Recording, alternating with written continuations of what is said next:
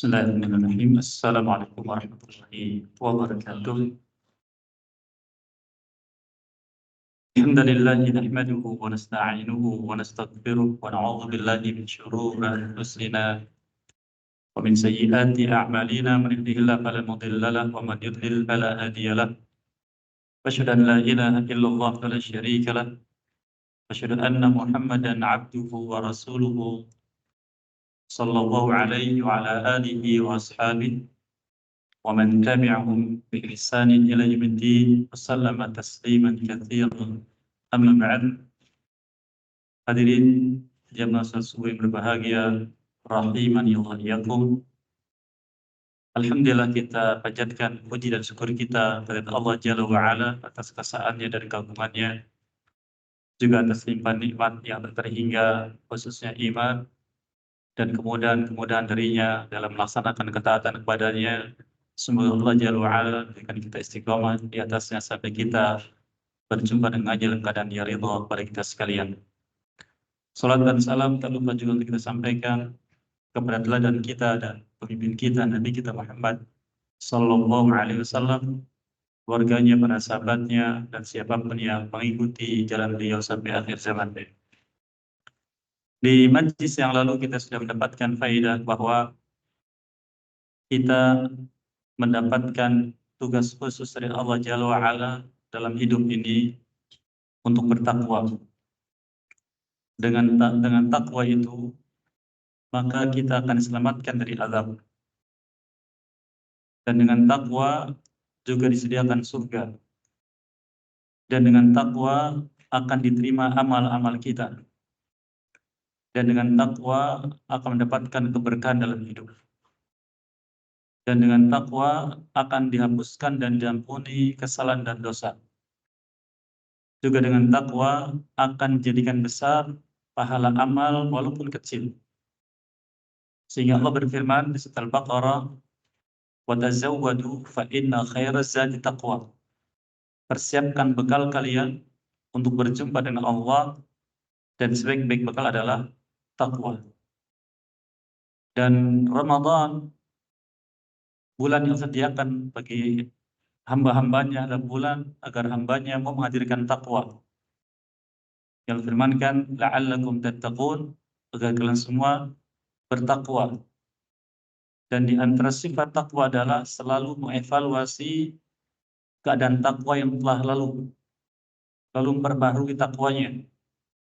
Allah firmankan di surat Al-Hasyr ayat yang ke-18, ya ayyuhalladzina amanu taqullaha wal tanzur nafsum ma qaddamat lighad wattaqullaha innallaha khabirun bima ta'malun. Orang beriman, bertakwalah kepada Allah, dan dalam masing-masing kalian melihat kembali apa yang sudah dia lakukan kemarin untuk besok hari, maka bertakwalah kepada Allah. Diulangi oleh Allah SWT. Sesungguhnya Allah akan membuka berita amal kalian semua pada hari kiamat nanti. Dari situlah kita perlu senantiasa ingat tentang masalah ini, dan sebagian dijelaskan di majelis yang lalu. Kita akan mengambil faedah tentang pembahasan takwa dari satu risalah yang ditulis oleh Dr. Syekh Dr. Sa'id bin Waf Al-Qahtani rahimahullah ta'ala, yang berjudul Nurut Taqwa wa Dhulumatul Jahil, cahaya takwa dan kegelapan kejahilan. Namun kita hanya mengambil satu pembahasan, yaitu tentang masalah takwa. Beliau katakan di halaman yang ke-6 dari risalah beliau, Al-Mabhathul Awal Nurut Taqwa wa Thamaratuha, cahaya takwa dan buah yang dapat dipetik dari ketakwaan seseorang. Pertama, kata beliau, mafhumut taqwa. Sebelum kita beramal sebagai bentuk takwa dan sebelum berbuat apapun, maka harus paham apa yang dimaksud dengan takwa. Jadi beliau menjelaskannya ini dalam bentuk pengkajian ilmiah. Dan kita semua duduk di majelis ilmu seperti ini, atau misalnya tidak lain untuk mendapatkan ilmu. Karena kita dituntut untuk berilmu agar beramal sesuai dengan ilmu, dan itu adalah dasar dari takwa. Takwa tidak akan dicapai kecuali dengan meniti jalan ilmu. Maka Allah berfirman di surat Al-Isra ayat 36, "Wala taqfu ma laysa laka bihi ilmun." Jangan engkau mengikuti apa yang kau tidak punya ilmunya. Maka karena kita ingin bahas takwa, maka harus paham metode pengkajian untuk memahami takwa. Dan ini susunannya seperti yang dijelaskan para ulama pada umumnya dalam menjelaskan ilmu, memahami istilah ilmu tentang suatu masalah dari makna bahasa dahulu. Kemudian apa yang diinginkan oleh syariat dengan istilah itu dari sisi syariatnya. Kemudian setelah itu dalil yang terkait dengan masalah tersebut. Kemudian apa yang diinginkan oleh syariat dengan dalil ini. Maka barang siapa menguasai itu, memahaminya, maka dia telah mendapatkan ilmu. Tapi bagi yang tidak menguasai, maka dia sekedar tahu. Beda kadarnya, demikian juga nilai amalnya, dan hasilnya antara orang yang berilmu dengan yang sekedar tahu. Saya bertanya di sini, Bapak Ibu melaksanakan sholat, melaksanakan siam, dan ibadah yang lain, ini karena tahu itu ibadah atau sudah berilmu? Evaluasi sedikit. Ya? Kalau berilmu, mari kita lihat sebagai contoh. Siam, ibadah kita ini. Apa itu siam? Ya, meninggalkan makan dan minum. Kalau begitu berarti baru tahu saja. Tapi kalau siam adalah ibadah yang Allah syariatkan dengan menahan diri dari segala pembatalnya, yang makan dan minum atau pergaulan suami istri, dan meninggalkan pembatal pahalanya dari terbit fajar sampai tenggelam matahari disertai dengan niat. Baru satu unsur dari ilmu. Sehingga ketika dia paham makna ibadah siam ini, dalam melaksanakan siam dia waspada, jangan sampai siamnya batal dan jangan sampai pahalanya juga batal. Nyatanya bagaimana Bapak Ibu? Ternyata tidak sedikit dari kita ketika siam lisannya kadang dusta, ya tidak? Kadang mengucapkan ucapan maksiat. Maka apa kata Rasulullah SAW? Man lam yada' qawla zur wal amala bihi falaysa lillahi hajah fi antara qata'ama wa syarabahu. Barang siapa sedang siam, lisannya tidak meninggalkan ucapan palsu termasuk dusta, demikian juga perbuatannya, maka Allah tidak butuh dari perbuatannya meninggalkan makan dan minum. Berarti orang yang meninggalkan makan dan minum ketika Ramadan di siang hari, tapi lisannya tidak meninggalkan ucapan-ucapan tadi, dia baru tahu ini adalah kewajiban meninggalkan makan dan minum. Nilainya bagaimana? Kosong di sisi Allah. Tapi kalau dengan ilmu, ketika sedang siang, maka ada keinginan dusta, ditahan lisannya. Saya sedang siap. Ketika sedang ibadah, ada perasaan biar orang lain lihat saya ibadah dan mereka memuji saya. Sadar, saya sedang ibadah untuk Allah. Itu berilmu. Dihentikan penyimpangan-penyimpangannya. Bisa itu jemaah? Baik, pertama memahami makna istilah. Yang kedua, tahu dalilnya, walau tidak hafal, tidak masalah. Tahu dalilnya. Oh iya, siam sering dibacakan, kutiba alaikumus siam. Diwajibkan untuk kalian ibadah siam. Dan yang ketiga, untuk apa ibadah ini dikerjakan? Nah, ini tujuannya. Tujuan ibadah. Untuk apa?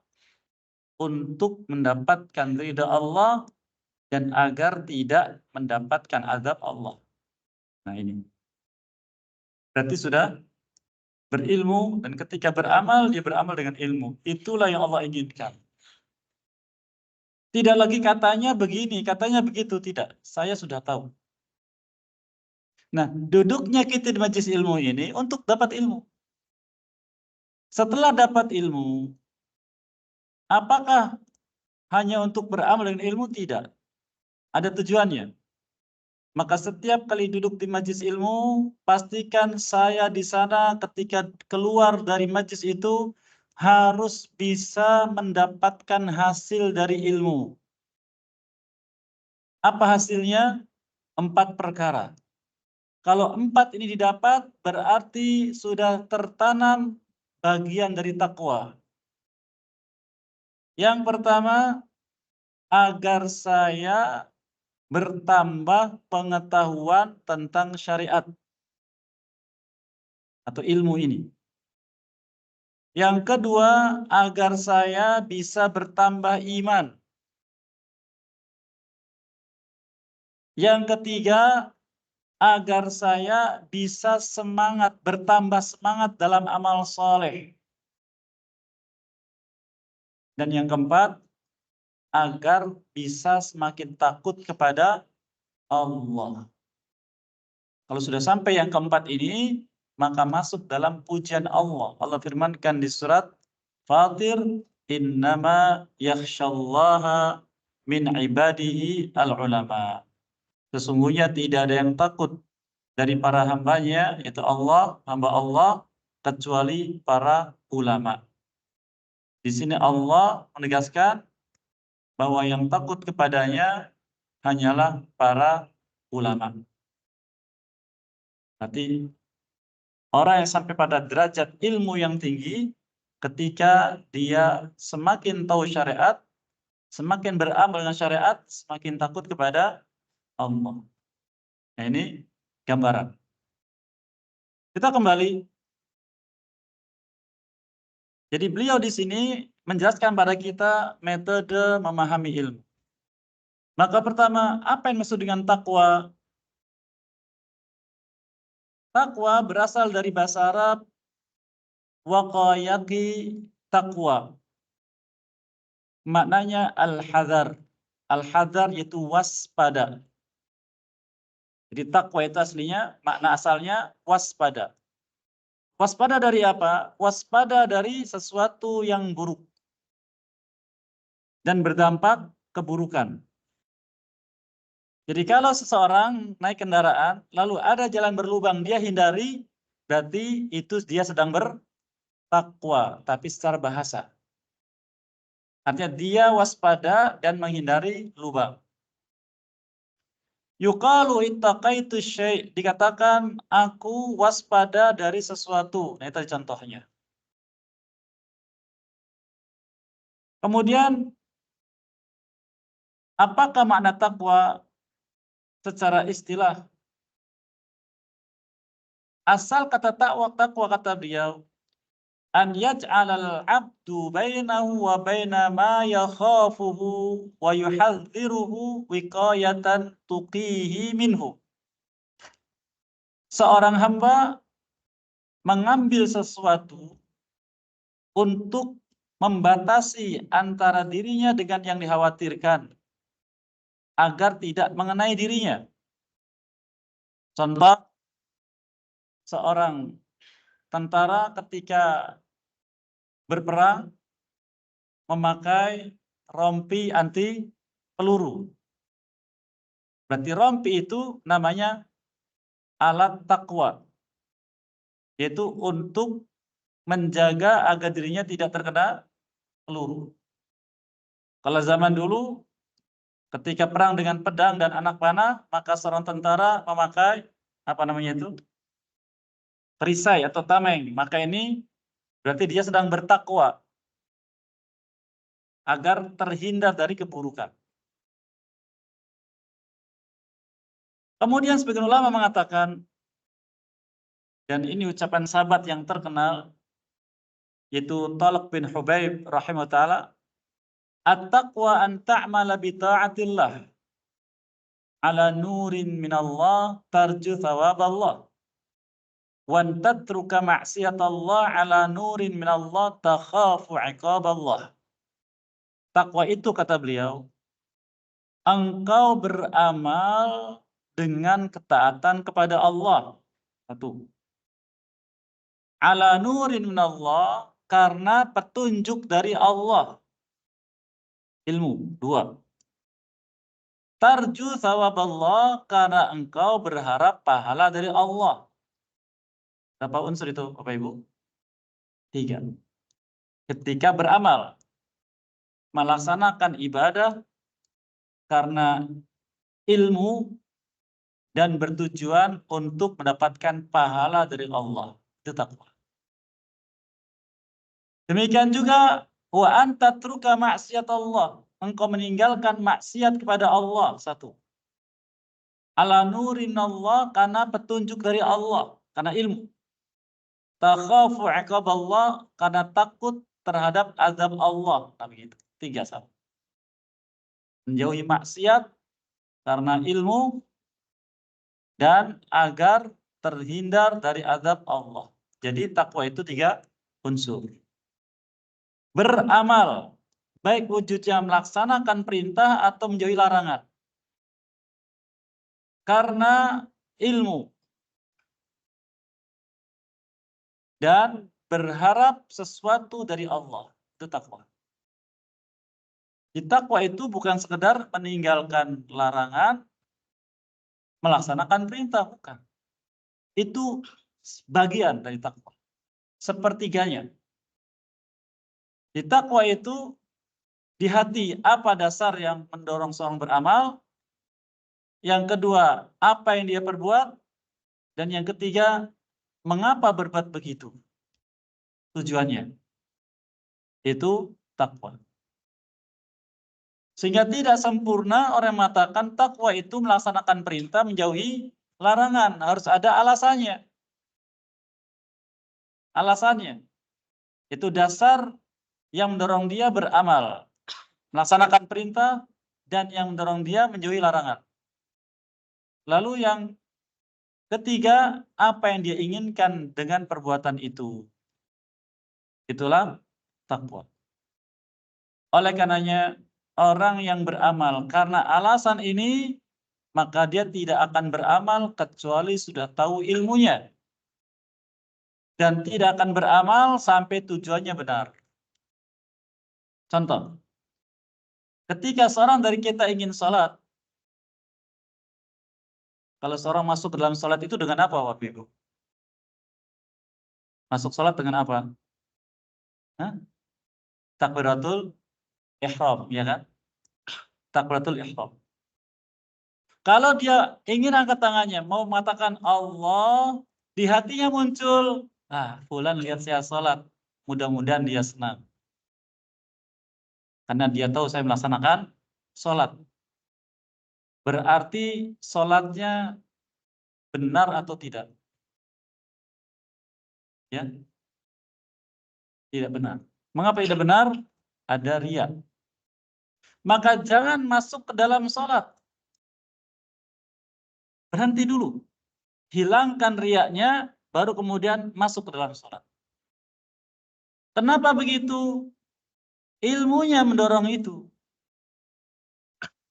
Karena kalau seorang masuk dalam ibadah, kemudian niatnya ditempel oleh keadaan tadi, itu menjadikan ibadahnya sia-sia. Dan membuat Allah marah. Ustaz, dari mana tahunya Ustaz? Baik. Nabi kita bersabda SAW, Ala unabbiukum bima huwa akhwafu indi alaikum minal masihid dajjal asyirkul khafi. Ar-rajul yusalli wa yuzayyinu salatahu min nadhari rajul. Maka SAW. Maukah aku beritakan pada kalian sesuatu yang paling aku khawatirkan menimpa kalian? Lebih dari takutku kalian berjumpa dengan Dajjal. Yaitu syirik yang samar, tidak terlihat. Seseorang melaksanakan sholat, lalu dijadikan sholatnya bagus karena dia menyadari ada orang yang melihatnya.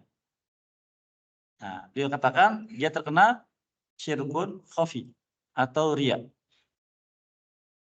Allah berfirman surat Al-Ma'un, "Fawailul lil musallin alladzina hum 'an salatihim sahun alladzina hum yura'un." Celaka bagi orang yang salat. Itu orang-orang yang lalai dari salatnya, orang-orang yang riya. Dicela oleh Allah SWT. Ini yang kita senantiasa ingat. Maka ketika dia melaksanakan sholat seperti tadi dan ibadah yang lain seperti tadi, berarti dia mengerjakannya karena takwa. Bisa diikuti Bapak Ibu? Di takwa itu mudah atau sulit? Sulit. Harus mengerahkan segala kemampuan. Dan bagi yang mau mengerahkan segala kemampuan, Allah berikan. Allah firmankan di surat Al-Ankabut ayat yang terakhir atau ayat 69, "Walladzina jahadu fina lanahdiyannahum subulana wa innallaha lama'al muhsinin." Dan orang-orang yang mengerahkan segala kemampuannya untuk bisa berjalan di atas jalan kami tunjuki kepada jalan-jalan kami, dan sungguhnya Allah menyertai orang-orang yang berbuat baik yang seperti tadi. Jadi kalau kita fokus ibadah karena takwa, maka Allah dampingi. Wa innallaha lama'al muhsinin, mendampingi. Muhsin itu maknanya adalah orang yang beriman dan membuktikan imannya dengan amal. Itu muhsin. Didampingi oleh Allah SWT. Sehingga dijaga dari segala keburukan. Namun kalau kita kemudian tidak peduli, ya Allah meninggalkan. Maka dia berbuat apa yang dia suka. Baik, ini makna takwa menurut sahabat yang mulia Talq bin Hubaib radhiyallahu taala anhu. Kemudian beliau katakan di sini, wa yadkhulu fit taqwal kamilah. Kemudian masuk ke dalam takwa yang sempurna, ala fi'lul wajibat wa tarkul muharramat wa syubhat. Wa rubama dakhala fiha ba'da dzalika fi'lul mandubat wa tarkul makruhat wa huwa a'la darajati taqwa. Bahkan apabila takwa seorang semakin sempurna, dia bukan hanya mengerjakan yang wajib dan meninggalkan yang haram, tapi juga dia akan kerjakan ibadah-ibadah yang sunnah dan meninggalkan perkara-perkara yang syubhat, yang tidak jelas hukumnya, dan yang disebut dengan makruh. Bahkan meninggalkan perbuatan yang mubah yang tidak bermanfaat baginya. Contoh, kalau sore hari duduk-duduk di teras atau di pinggir jalan, ini apa hukumnya Bapak Ibu? Mubah. Tapi orang yang sampai pada nilai takwa yang sempurna, betul mubah, tapi apa manfaatnya? Tidak ada, hanya sekedar menunggu waktu sore habis, datang maghrib, lalu pulang. Maka dia tinggalkan. Mending duduk di rumah, baca Al-Quran. Nah, begitu. Itu orang sudah sampai pada kadar yang sempurna takwanya. Ini tentang makna takwa. Nah, disinilah tafsir yang disebutkan oleh sahabat yang mulia Ibnu Mas'ud radhiyallahu anhu tentang tafsir firman Allah Azza wa Jalla di surat Al-Imran ayat 102. Yang ayatnya sering kita dengarkan, biasanya dibacakan di khutbah Jumat. Ya ayyuhalladzina amanu taqullaha haqqa tuqatih. Orang yang beriman bertakwalah pada Allah dengan takwa yang sebenarnya. Faqal, beliau katakan, an yuta'a fala yu'sa. Allah ditaati perintahnya dan tidak dimaksiati. Wa yudhkara fala yunsa, senantiasa diingat dan disebut namanya dan tidak dilupakan. wa an yushkara fala yukfar, dan agar nikmatnya senantiasa disyukuri dan tidak diingkari. Jadi orang bertakwa itu yang sudah sampai pada nilai takwa dalam kehidupan sehari-harinya, amalnya 3. Amalnya 3, tidak banyak Bapak Ibu. Yang pertama, selalu taat kepada Allah. Selalu taat kepada Allah. Apa itu taat? Memperhatikan aturan-aturannya. Contoh, ketika mendengar azan, berarti ada waktu taat kepada Allah. Apa itu Bapak Ibu? Mendengar azan. Apa ketaatannya? Sholat 5 waktu. Ketika hutang piutang, apa ketaatannya? Ya, dicatat. Ya kan? Di surat Al-Baqarah. Ketika pembagian waris, bagaimana? Melihat ketentuan syariat, bagaimana pembagiannya. Nah demikian. Setiap kegiatan hidup dicari tahu apa aturan Allah tentang ini. Itulah orang bertakwa. Karena hikmah Allah Azza wa Jalla, Allah firmankan surat Al-Baqarah tadi, maksud Ali Imran tadi, ya ayyuhalladzina amanu taqullaha haqqa tuqatih wa la tamutunna illa wa antum muslimun. Jangan sampai kalian mati kecuali mati tetap jadi orang muslim. Orang muslim itu orang yang bagaimana Bapak Ibu? Orang muslim itu adalah orang yang hidupnya mengikuti aturan Allah. Karena Islam itu adalah agama Allah. Inna ad-dina 'indallahi al-Islam. Sesungguhnya agama Allah adalah hanyalah Islam. Apa itu agama Islam? Apa yang Bapak Ibu tahu ya tentang agama Islam? Bapak Ibu, agama Islam itu apa ya? Hah? Iya, menunaikan rukun Islam yang 5. Ada lagi Bapak Ibu? Hah? Menjaga keselamatan. Jalan keselamatan, barakallahu fikum.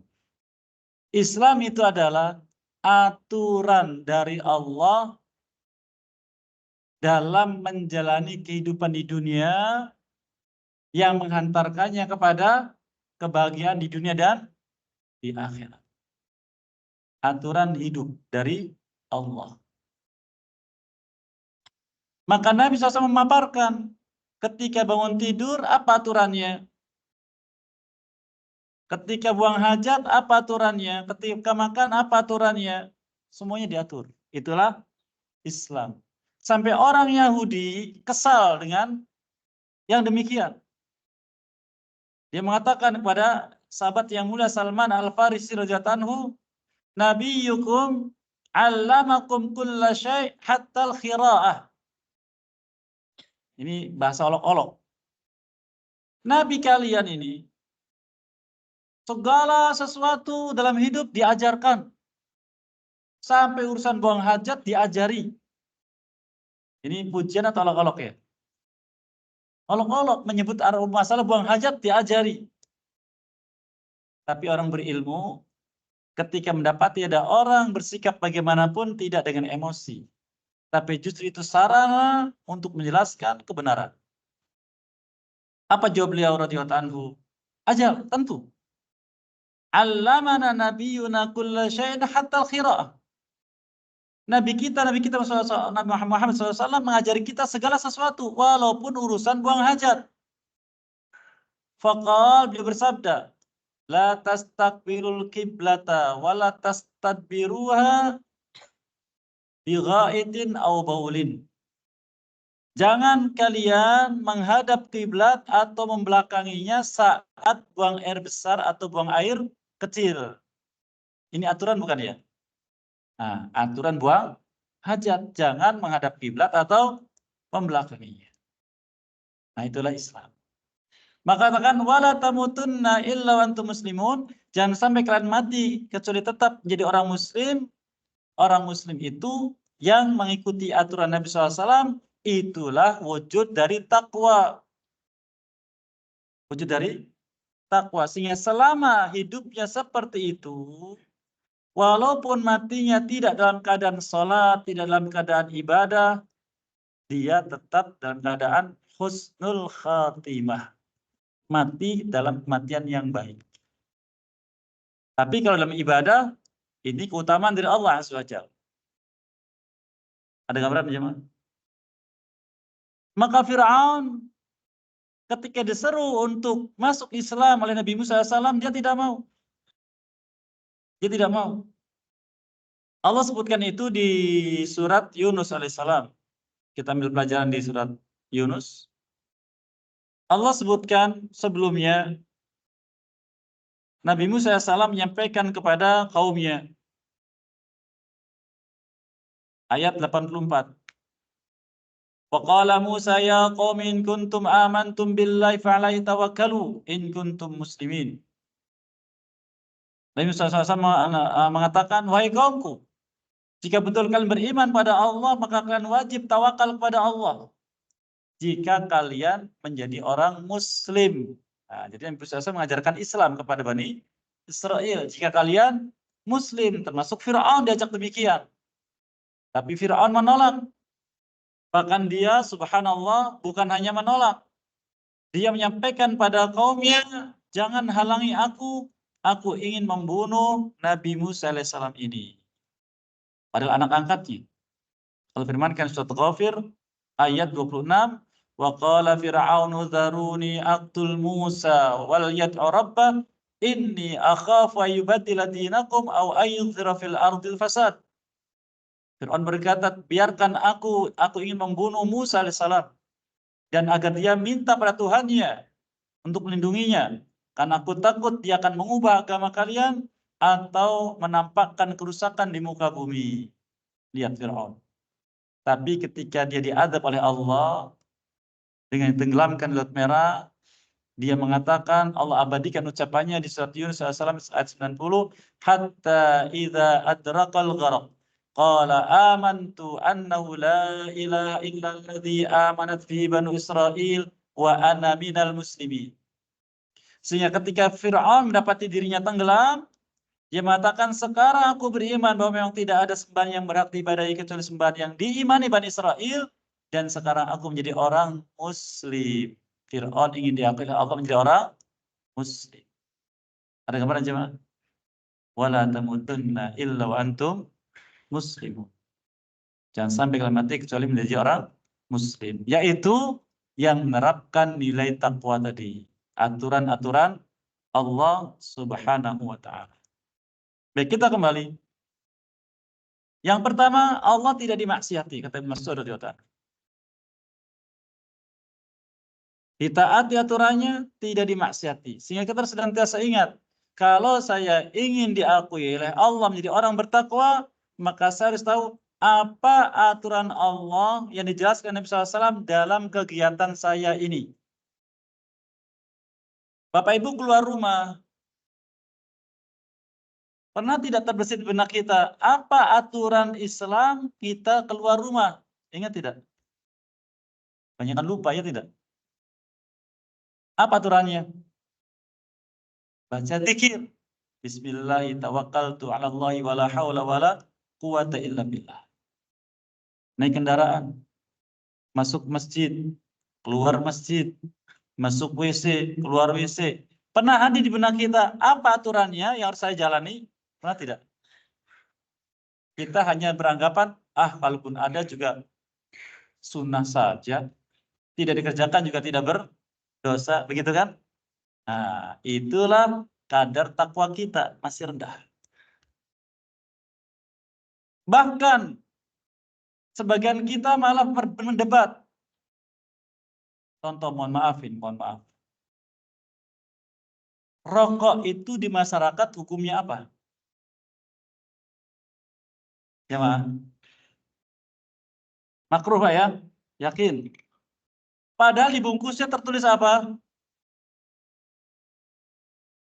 Dulu rokok menyebabkan penyakit gitu kan. Sekarang berubah, rokok membunuhmu.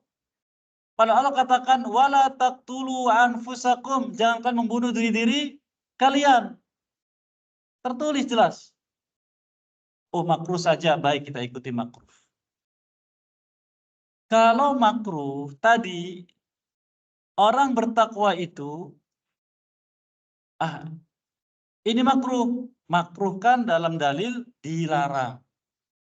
Walau kadarnya di bawah yang haram, maka orang bertakwa meninggalkan setiap perbuatan yang dilarang.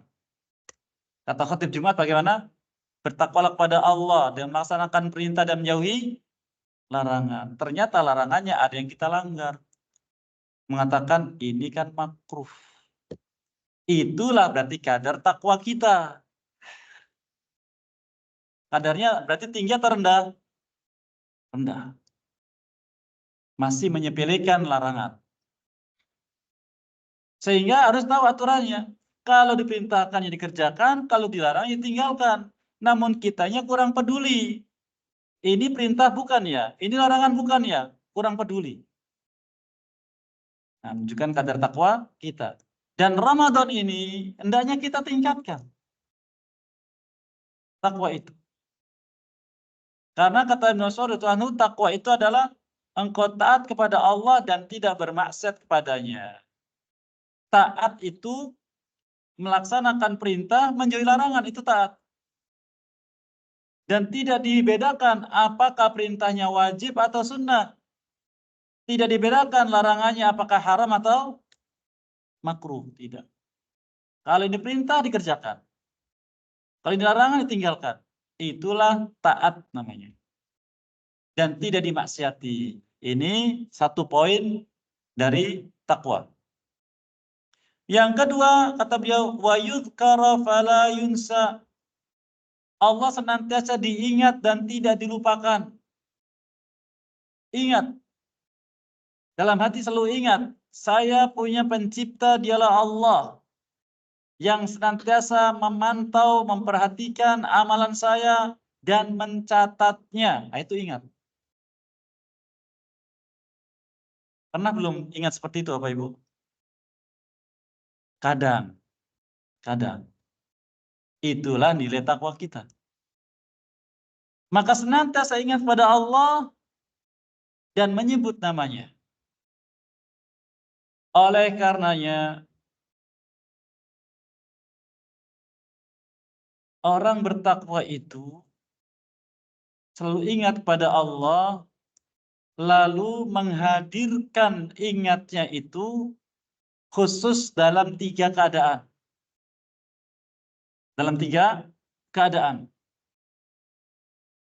Yang pertama, ketika ingin melakukan suatu perbuatan yang diharapkan manfaatnya, maka dia beristi'anah.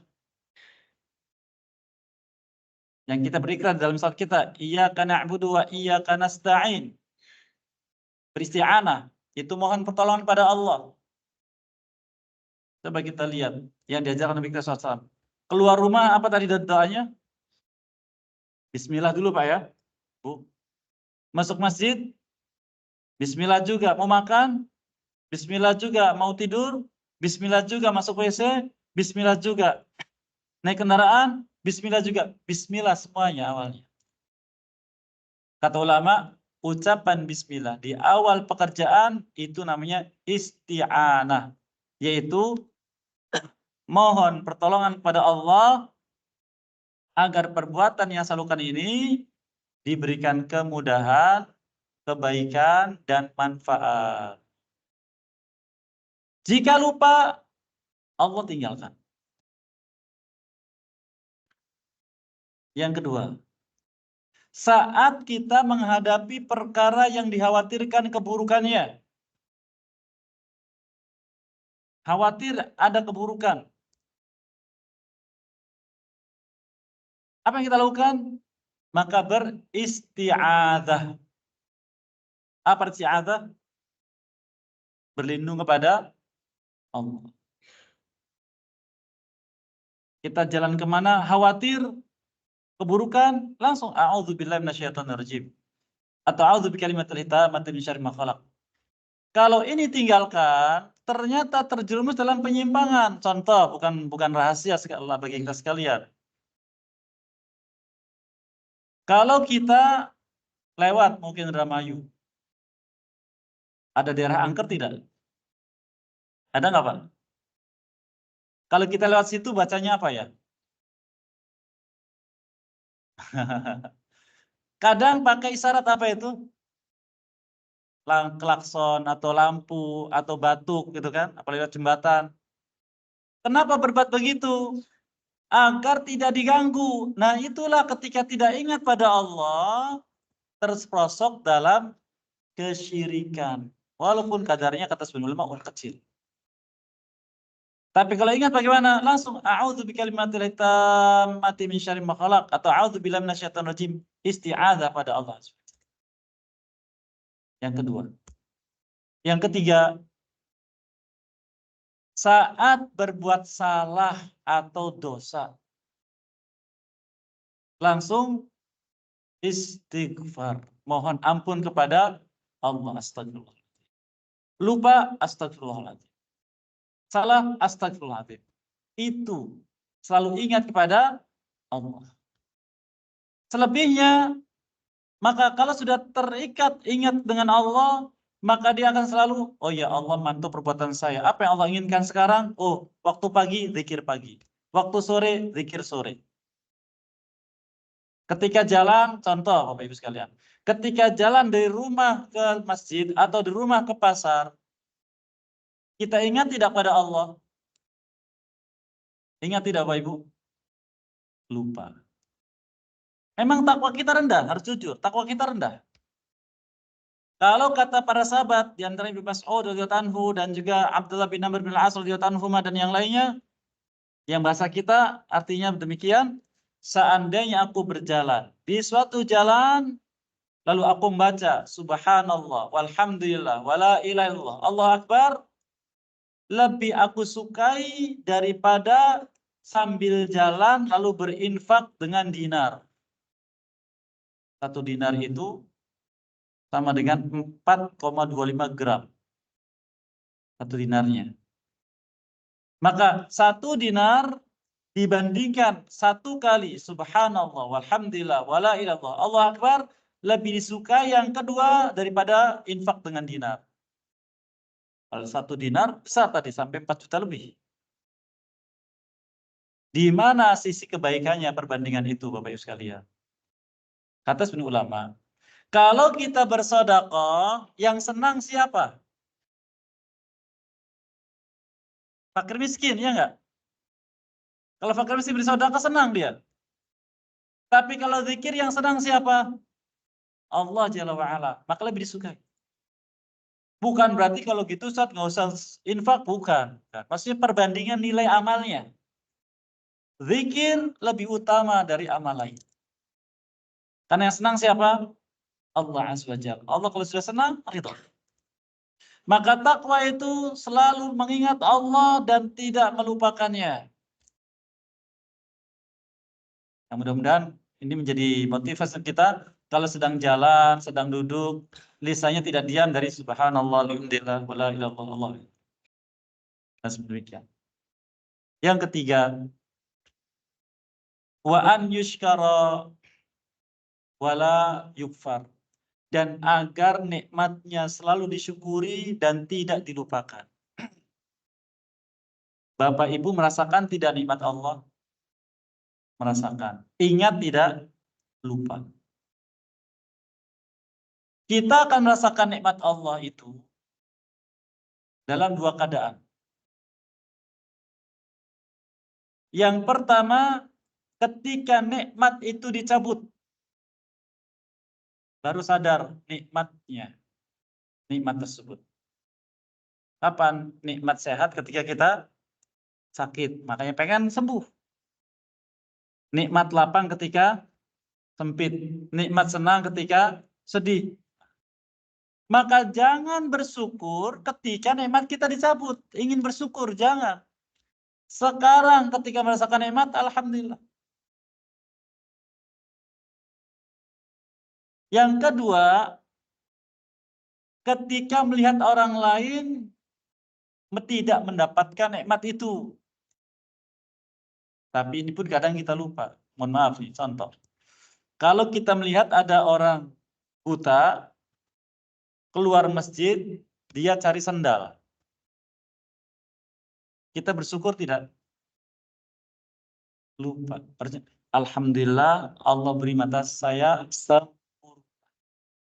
Bersyukur ketika melihat orang lain disambut nikmat itu. Demikian. Tapi kita pun lupa.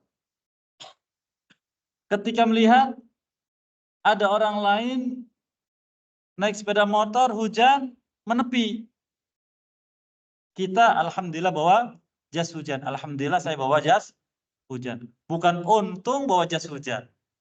Yang disebut Pak untung. Bukan bersyukur pada Allah. Alhamdulillah Allah karuniakan saya mobil sehingga tidak kena hujan. Syukur terus. Ketika melihat orang lain tidak mendapatkan nikmat tersebut. Itulah takwa. Karena ketiga perkara ini sulit atau mudah? Ayo Bapak Ibu. Sulit.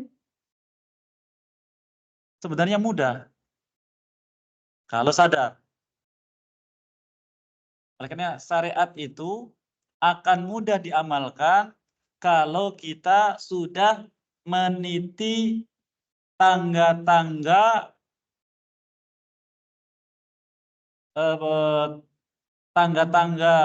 apa itu istilah tepatnya, tangga-tangga petunjuk. Yang pertama, sadar. Selalu sadar saya butuh ini. Butuh taat, butuh zikir, butuh syukur. Tapi kalau tidak sadar, ya namanya juga tidak sadar, tidak butuh berarti. Sudah sadar, baru kemudian mencari bagaimana caranya. Setelah mencari, mendapatkannya. Setelah dapat, dipilah dan dipilih. Mana yang baik, mana yang buruk. Yang buruk dibuang, yang baik diambil. Ya. Setelah diambil, baru yakin saya harus begini.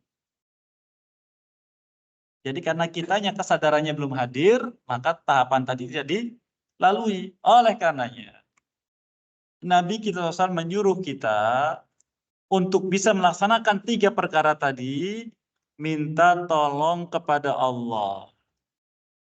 Dan disuruh membaca doa minta tolong ini di akhir sholat kita yang wajib atau yang sunnah. Saya yakin hafal semua Bapak Ibu nih. Apa doanya Bapak Ibu? Allahumma a'inni ala zikrika wa syukrika wa husni ibadatik.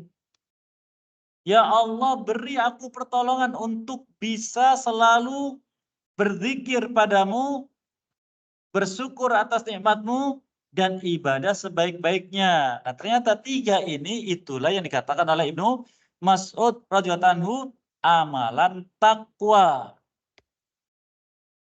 Jadi orang bertakwa itu hari-harinya berzikir, bersyukur, dan taat. Bisa diikuti Bapak Ibu? Kenapa berbuat begitu? Karena imannya kepada Allah dan cinta kepadanya. Nah, saya tanya, Bapak Ibu cinta tidak pada Allah? Cinta tidak? Kok ragu? Cinta tidak?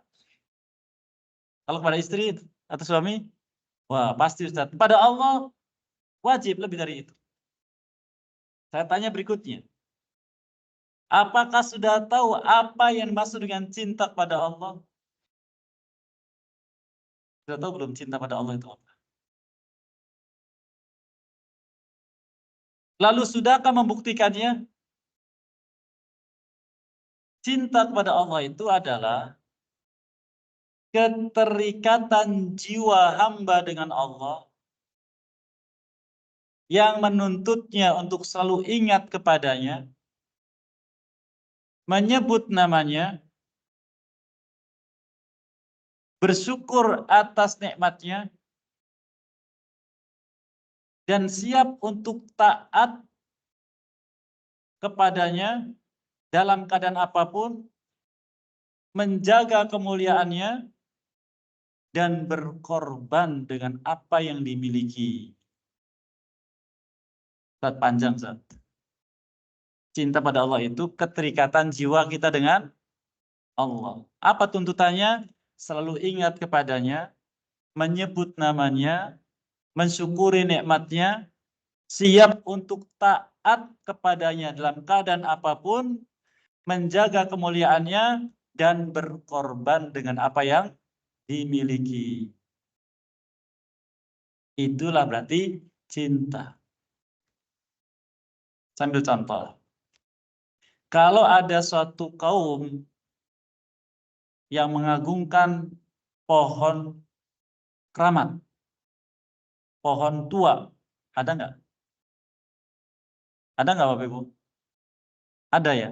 Ada. Saya pernah lihat beberapa daerah itu tiap hari apa itu dikasih sajen, dikasih apa orang Cirebon, ukup, kemenyan, khususnya kalau Jumat Kliwon. Lalu ngumpul nunduk semua. Saya tanya sedang apa mereka itu? Itu pohon diagungkan Ustaz. Oh, sampai tengah malam. Kalau kemudian ada orang, mohon maaf, melempar pohon itu dengan sampah, marah atau tidak? Kenapa marah? Karena orang tadi dia menghinakan pohon ini. Maka mereka marah dalam rangka menjaga kemuliaan pohon tersebut. Maka siap berkorban dengan jiwa raganya. Lalu harus terbunuh. Ada gambar Bapak Ibu? Nah, itulah cinta pada Allah. Dan di sini Allah hanya menuntut 3 tadi. Agar kita selalu berzikir kepadanya, bersyukur kepadanya, dan siap untuk melaksanakan ketaatan. Itulah wujud dari takwa. Namun tidak akan mudah dilaksanakan kecuali bisa mendapatkan pertolongan dari Allah. Oleh karenanya dianjurkan Nabi SAW kita ini membaca doa tadi di akhir sholat kita. Bisa diikuti? Baik. Beliau katakan di sini, at-taqwa min ahammi asbabil fawz wal falah fid dunya wal akhirah. Dan takwa merupakan sebab utama seseorang mendapatkan kemenangan. Allah SWT menyebutkan di Quran banyak keutamaan disebut dengan kemenangan. Dzalika huwal fawzul azim. Itulah kemenangan yang besar ketika bisa masuk surga. Wal falah la'allakum tuflihun, agar kalian beruntung di dunia dan di akhirat. Di dunia dan di akhirat. Mari kita ambil contoh. Allah berfirman di surat Al-Ahzab di ayat yang ke-71 dan 72. Ini juga sering kita dengar ayatnya. Ya ayyuhalladzina amanu taqullaha wa qulu qawlan sadida yuslih lakum a'malakum wa yaghfir lakum dzunubakum wa may yuti'illaha wa rasulahu faqad faza fawzan 'azima. Wahai orang yang beriman, bertakwalah kepada Allah dan bicaralah dengan ucapan yang benar, yang lurus. Niscaya Allah akan menjadikan amal kalian saleh dan mengampuni dosa kalian. Kemudian, barang siapa taat kepada Allah dan Rasul-Nya, berarti dia telah mendapatkan kemenangan yang besar. Dengan apa itu? Taat. Dan taat bagian dari takwa. Contoh lain, di surat Al-Jum'ah ayat yang ke-10. فَإِذَا قُضِيَتِ الصَّلَاةُ فَانْتَشِرُوا فِي الْأَرْضِ وَابْتَغُوا مِنْ فَضْلِ اللَّهِ وَاذْكُرُوا اللَّهَ كَثِيرًا لَعَلَّكُمْ تُفْلِحُونَ. apabila kalian sudah selesai dari salat Jumat ini, silakan bertebaran kembali di muka bumi untuk mencari karunia Allah dan ikuti dengan zikir yang banyak. Dengan itu kalian pasti beruntung. Beruntung yaitu dengan takwa. Maka Allah menyebutkan zikir yang banyak untuk mendapatkan keberuntungan. Dan itulah bagian dari takwa. Tadi 3 kan unsurnya. Apa itu? Zikir, syukur, dan taat. Itulah wujud dari takwa. Kenapa begitu? Karena iman dan cinta kepada Allah. Oleh karenanya Allah berwasiat kepada manusia dari yang pertama dulu sampai pada umatnya Nabi kita Muhammad SAW. Apa kata Allah? Allah firmankan itu di surat An-Nisa ayat 131. Allah firmankan, walaqad wasaina alladziina utul kitaba min qablikum wa iyyakum anittaqullah. Sesungguhnya kami telah berwasiat. Kata Allah wasiat. Wasiat Allah itu kata ulama maknanya perintah. Kepada orang-orang yang diberi kitab terdahulu, Bani Israel, dan kepada kalian agar bertakwa kepada Allah. Maka Allah perintahkan kita untuk bertakwa karena itulah sebab dari kemenangan dan keberuntungan. Yaitu terbebas dari azab dan dimudahkan masuk ke dalam surga. Sedikit lagi. Beliau katakan qala al-'Allamah As-Sa'di rahimahullah. Syekh Abdurrahman As-Sa'di rahimahullah menafsirkan tentang wa in takfuru, jika kalian kufur, bi an tatruku taqwallah wa tusyriku billah ma lam yunzil bi sultanan. Kufur itu adalah engkau meninggalkan takwa dan berbuat syirik kepadanya. Atau meninggalkan syariatnya. Maka jangan dilakukan. Berarti telah kufur. Orang yang tidak berzikir berarti dia telah kufur. Tidak bersyukur berarti telah kufur. Tidak taat berarti telah kufur. Kufur itu maknanya adalah ingkar atau meninggalkan apa yang Allah perintahkan. Perintah Allah itu 2, ada perintah untuk dikerjakan, ada perintah untuk ditinggalkan, yang kita kenal dengan larangan atau ditinggalkan. Maka seorang istri contohnya minta ke suaminya, "Mas, tolong belikan cincin emas barang 2 gram saja." Lagi nggak ada duit. Kira-kira jawabnya gimana? Istri ini. Memang kamu tuh kalau saya minta nggak pernah ngasih. Gitu kan? Berarti dia telah kufur pada suami. Masa suami nggak pernah memberikan? Nah, itu kata Nabi SAW. Namanya kufrul asyirah, kufur pada suami. Berarti keluar dari Islam Ustaz? Bukan. Artinya dia meninggalkan taat kepada suami. Disebut dengan kufur nikmat. Tapi kalau sudah dari keyakinan, maka kufurnya kufur tulen. Yaitu Allah menganggapnya sebagai orang yang keluar dari Islam. Maka jangan kita berbuat seperti itu. Karena berarti keluar dari ketakwaan. Ini barangkali yang bisa kita ambil faedahnya di pagi yang penuh berkah ini. Semoga apa yang baik diberkahi dan dimudahkan mengamalkannya. Dan apa yang keliru dimaafkan dan diampuni dosa kita sekalian. Barangkali ada yang menyampaikan sesuatu, barang sedikit dipersilakan. Silakan. Waalaikumsalam warahmatullahi wabarakatuh.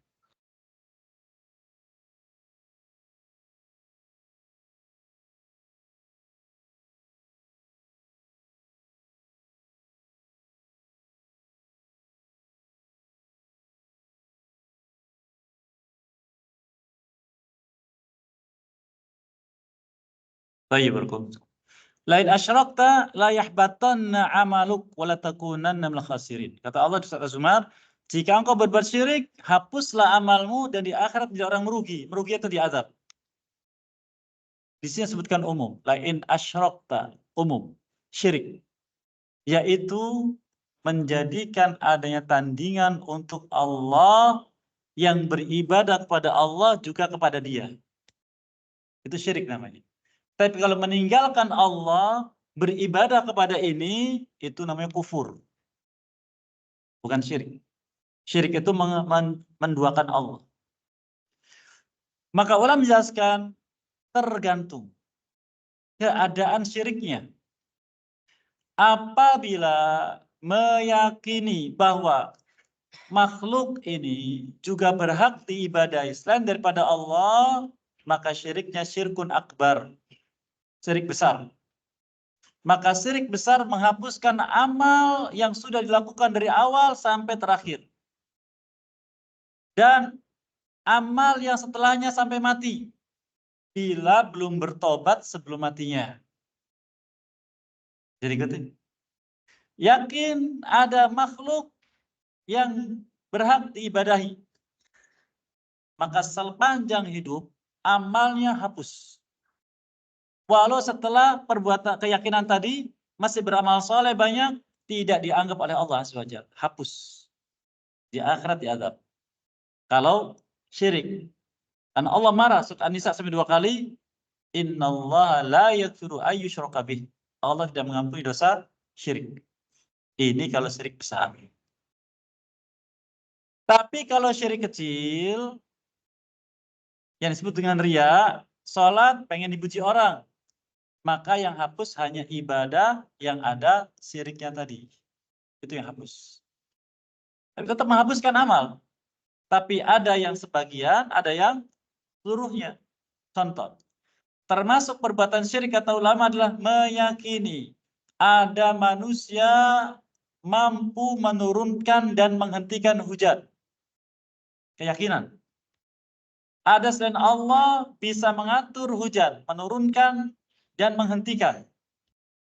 Ini keyakinan syirik. Dan Allah mengingatkan di akhir surat Luqman ada 5 perkara yang jangan dimasuki. Ini ilmu gaib. Hanya Allah yang tahu. Innallaha 'indahu ilmus sa'ah wa nuzulul ghaib wa ya'lamu ma fil arham wa tadri madza taksibu ghadan wa tadri bi ayyi ardin tamut. Innallaha 'alimun khabir. Sesungguhnya hanya si Allah lah ilmu tentang kapan terjadi hari kiamat. Kapan dan di mana hujan turun dan berhenti. Apa yang terjadi di rahim ibu dari janin. Kemudian nasib besok hari. Dan di mana kematian terjadi, maka barang siapa menyentuh salah satunya, mendakwahkan saya memiliki kemampuan ilmu itu, maka dia telah menandingi Allah. Menandingi Allah berarti dia kufur. Tapi kalau ada orang meyakini dia mampu, dia bisa, berarti dia telah menyekutukan Allah dengan ini. Dijadikan tandingan.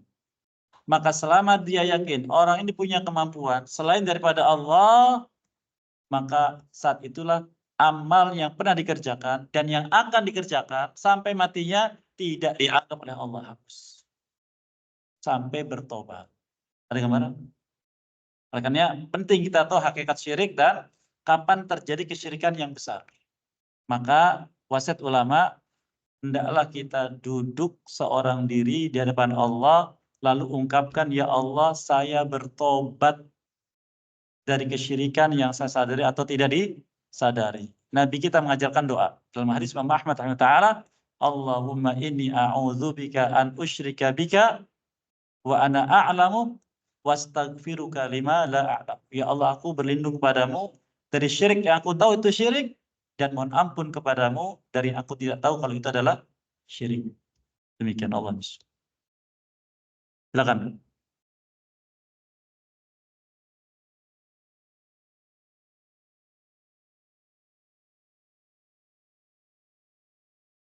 Baik, barakallahu fikum. Allah firmankan di surat Al-Furqan ayat yang ke-70. Illa man taba wa amana wa amila amalan salihah faulaika yubaddilullahu sayyi'atihim hasanat wa kana Allahu ghafurur rahim. Kecuali orang ini mau bertobat, 1. Beriman, 2. dan beramal soleh. Ini syarat dari Allah 3. Bertobat, beriman, lalu beramal soleh. Maka sayyiat atau tidak katakan zunub, tidak, tapi sayyiat, semua kesalahannya, yang besarnya, yang kecilnya, Allah bukan hanya menghapuskan, tapi menggantikan nilainya dengan kebaikan, dengan pahala. Dan Allah Maha Pengampun lagi Maha Penyayang, subhanallah. Oleh karenanya, jangan kita menghinakan orang muslim yang terperosok dalam maksiat. Jangan. Dia sedang diuji oleh Allah. Maka kita bantu dia untuk bertobat. Karena kalau dia bertobat kepada Allah, bisa mengalahkan kita nilai pahalanya. Kalau kita kan ketaatan jalan, dosa juga jalan. Kadang tidak bertobat. Gengsi tobatnya. Iya kan? Tapi mereka sadar. Maka ketika bertobat, bukannya dihapuskan dosanya. Kosong dosa. Tapi diganti pahala. Sehingga melebihi orang yang banyak ketaatannya. Sehingga jangan kita menghinakan siapapun yang sedang diuji. Dan ujian itu ada 3. Masing-masing kita diuji. Allah firmankan di surat Al-Mulk yang kedua, Alladzi khalaqal mauta wal hayata liyabluwakum ayyukum ahsanu amala. Allah menciptakan kematian dan kehidupan untuk menguji kalian. Siapa dari kalian yang paling baik amalnya? Ujian itu 3. 1, hamba diuji dengan taat. Bisa ikhlas atau tidak. Kalau tidak ikhlas, berarti taatnya tidak baik. Hati-hati nih kita ya. Kita sering ketaatan di masjid. Kalau tidak baik, yaitu riya, maka Allah malah marah. Yang kedua, diuji dengan nikmat. Diuji dengan nikmat. Bersyukur atau tidak. Kebalikannya, hilangnya nikmat. Bersabar atau tidak. Kalau tidak bersyukur, Allah marah. Kalau tidak sabar, Allah marah. Diuji dengan nikmat. Dapat atau tidak? Dapat. Yang ketiga, diuji dengan maksiat. Bertobat atau tidak. Bertobat Allah senang. Tidak bertobat Allah marah. Sehingga kata Rasulullah SAW, lillahi asyaddu farhan bitaubati abdihi. Allah sangat senang dengan tobat hambanya. Karena senangnya Allah dihapuskan dosanya, digantikan dengan amal soleh nilainya. Demikian. Allah nus. Saya demikian. Jazakumullah khairan barakallahu fikum. Wassallallahu Muhammadin wa ala alihi wa sahbihi ajma'in. Wa da'wana alhamdulillahi alamin. Subhanallah wa bihamdik asyhadu an la ilaha illa anta astaghfiruka wa atubu ilaik. Assalamualaikum warahmatullahi wabarakatuh.